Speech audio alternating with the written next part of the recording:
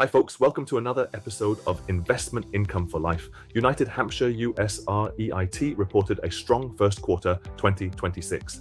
Distributable income rose 10.0% year-on-year to $6.9 million, driven by higher rents and active leasing. Gross revenue increased 8.7% to $19.7 million, while net property income climbed 12.7% to $13.2 million. Using the 2025 DPU and recent unit price, this represents a previous distribution yield of 8.5%. With the Dover acquisition, we're looking at a normalized 5% DPU increase, pushing the projected yield to an incredible 9%. This growth comes after selling Albany Supermarket for $23.8 million in early 2025 and reinvesting those proceeds. First, Dover Marketplace was acquired on August 1st, fully funded by the Albany divestment proceeds. Then, Wallingford Fair Shopping Centre followed in January, funded by divestment proceeds, cash, and borrowings.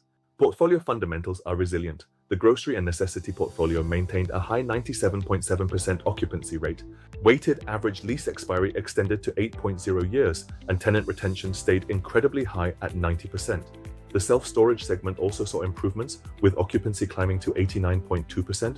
The balance sheet is stable, with leverage at 40.3% and a lower average borrowing cost of 4.91%.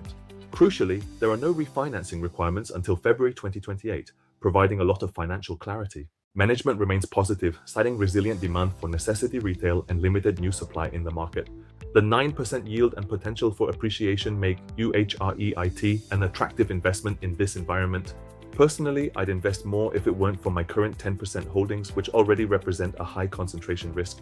That's all for today. Thanks for joining me on Investment Income for Life. Have a great week ahead.